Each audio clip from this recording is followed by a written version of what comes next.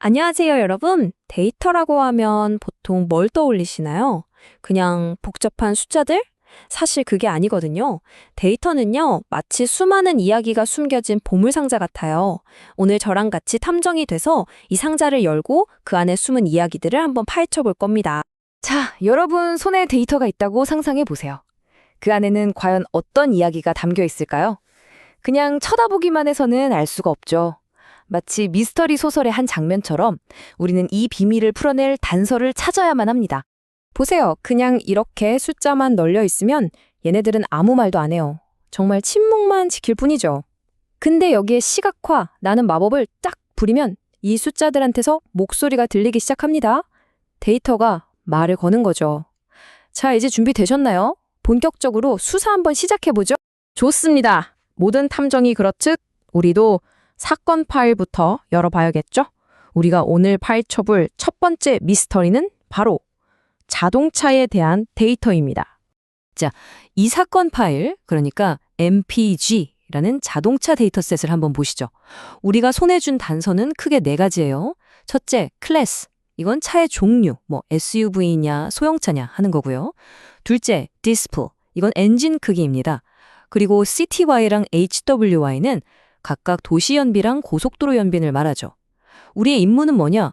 바로 이 단서들을 잘 조합해서 얘네들 사이에 어떤 관계가 숨어 있는지 그 패턴을 찾아내는 겁니다. 자, 그럼 첫 번째 단서부터 한번 파고 들어볼까요? 우리 용해선상에 오른 여러 차종들을 비교해봐야 하잖아요. 이럴 때 꺼내드는 첫 번째 수사도구 바로 박스플롯입니다. 여러 그룹을 한눈에 쫙 비교하는 데는 이만한 게 없거든요. 박수플롯이 뭐냐고요? 아주 간단해요.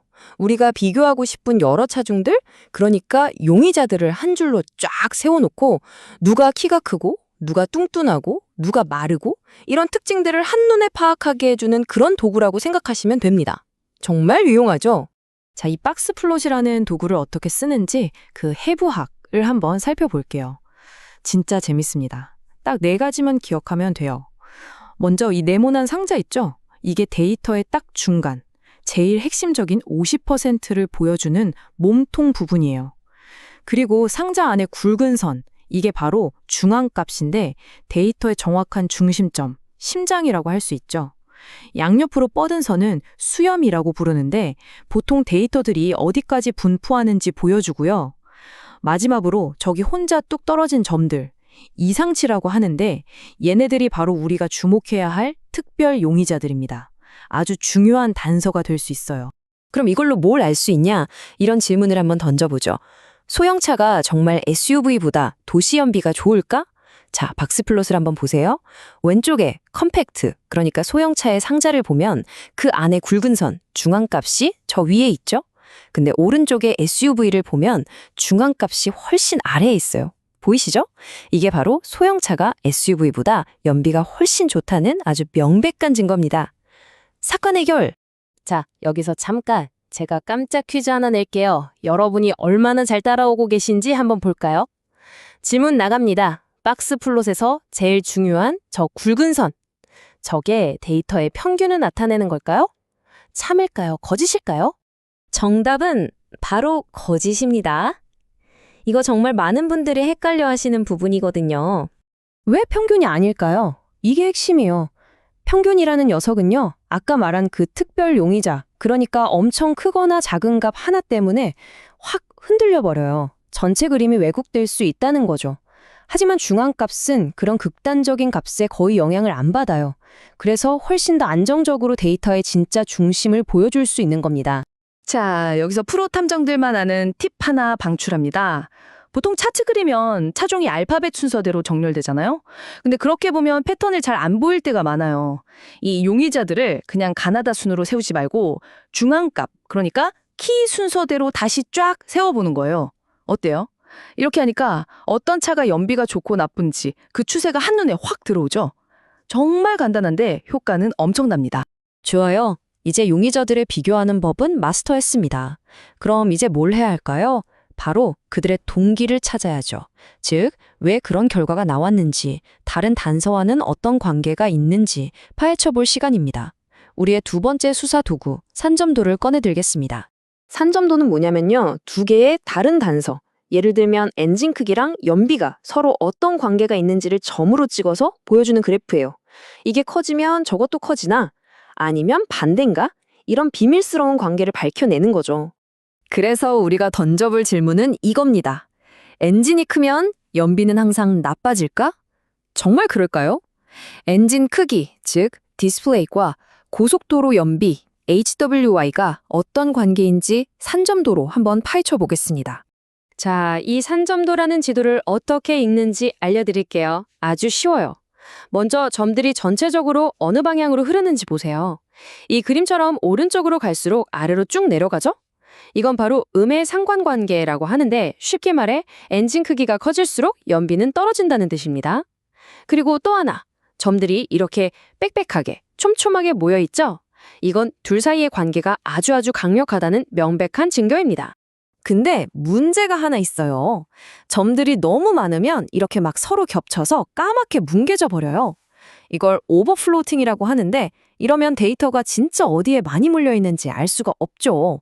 이럴 때 쓰는 비법이 바로 투명도 조절입니다. 점들을 반투명하게 만드는 거예요. 그럼 어때요? 마치 짙은 안개가 걷히면서 어디에 차들이 많이 몰려 있는지 그 밀도가 선명하게 드러나죠. 자, 집중하셨나요? 두 번째 퀴즈 나갑니다. 방금 설명해드린 건데 이렇게 산점도에 점이 너무 많이 겹쳐서 보기 힘들 때 데이터의 밀도를 제대로 보려면 가장 효과적인 해결책이 뭐라고 했죠? 네, 맞습니다. 정답은 바로 알파, 즉 투명도를 조절하는 거였죠. 이렇게 간단한 방법 하나로 숨겨져 있던 데이터의 진짜 모습을 볼 수 있는 거예요. 자, 지금까지 우리는 두 개의 단서를 가지고 수사를 해왔어요. 하지만 진짜 명탐정은 여기서 멈추지 않죠. 여러 단서들을 한 번에 연결해서 사건의 전체적인 그림, 즉 빅픽처를 봅니다. 지금까지는 엔진 크기와 연비 딱 두 가지만 봤잖아요. 그런데 여기에 만약 구동 방식이라는 세 번째 단서를 추가하면 어떻게 될까요? 전륜 구동이냐, 후륜이냐, 사륜이냐에 따라서 이야기가 완전히 달라질 수 있거든요. 수사가 점점 더 깊고 흥미진진해지는 순간입니다. 바로 이렇게 하는 겁니다. 기존 산점도 위에 색상이라는 새로운 정보를 입히는 거예요. 점 하나하나에 구동 방식에 따라 다른 색깔을 부여하는 거죠. 와, 보세요. 그냥 하나의 덩어리로 보였던 점들 속에 서로 다른 그룹들이 숨어 있었네요. 이렇게 하니까 똑같은 2차원 그래프 안에서 3차원적인 훨씬 더 깊은 이야기를 읽어낼 수 있게 되는 겁니다. 같은 엔진 크기라도 구동 방식에 따라 연비가 어떻게 달라지는지 새로운 패턴이 보이기 시작하죠. 자, 이렇게 해서 우리의 길었던 수사도 거의 막바지에 다다랐습니다. 오늘 우리가 이 시각화라는 강력한 도구를 통해서 무엇을 알아냈는지 한번 정리해 볼까요? 위대한 통계학자 존 튜키가 이런 말을 했습니다. 그림의 가장 큰 가치는 우리가 전혀 예상치 못했던 것을 보게 만드는 데 있다. 바로 이거예요. 데이터 시각화의 진짜 힘은요. 아, 내가 생각했던 게 맞구나 하고 확인하는 게 아닙니다. 오히려 이건 뭐지? 하고 우리가 전혀 생각지도 못했던 새로운 질문을 던지게 만드는 데 있어요. 오늘 우리는 박스플롯과 산점도라는 간단한 도구로 자동차 데이터 속에 숨겨진 이야기를 파헤쳐 봤습니다. 이제 여러분 차례입니다. 여러분의 데이터 속에는 또 어떤 놀라운 미스터리가 잠들어 있을까요?